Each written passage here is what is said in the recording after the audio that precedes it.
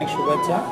তো সবাই হয়তো নতুন বছরে নতুন নতুন অনেক প্ল্যানিং করছেন, অনেক সংকল্প করছেন, কিভাবে আমরা জীবনে সুখে থাকতে পারি, কিভাবে আনন্দ থাকতে পারি, বা অন্যকেও কিভাবে সুখ বা আনন্দ প্রদান করতে পারি।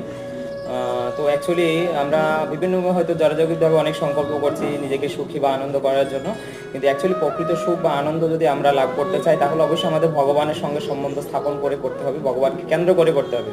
কেন শাস্ত্রে বলেছে জস্মিন তুষ্টতে জগৎ তুষ্ট, পরমেশ্বর ভগবান যদি সন্তুষ্ট হন তাহলে সমস্ত দেবী দেবতা থেকে সবাই আমাদের প্রতি সন্তুষ্ট হবেন। আর যখন আমরা সন্তুষ্ট বা স্যাটিসফাই থাকি আমাদের জীবনে, তখন আমি অন্যকে আনন্দ দিতে পারি, অন্যকে উৎসাহ দিতে পারি, আর এভাবে আমি নিজেও আনন্দ বা সুখ অনুভব করি এবং অন্যকে আমরা আনন্দ প্রদান করতে পারি। তো আসুন বছরের নতুন দিনে আমরা কিছু আধ্যাত্মিক সংকল্প করি, যেরকম ভগবানের নাম করা, ভগবত গীতা পড়া, সাধুসঙ্গ করা, আর আমাদের জীবন থেকে যদি এরকম কিছু ব্যাড হ্যাবিটস আছে বা কিছু খারাপ গুণ আমাদের আছে সেগুলো আমরা ত্যাগ করার জন্য ভগবানের কাছে সংকল্প করি। হরে কৃষ্ণ।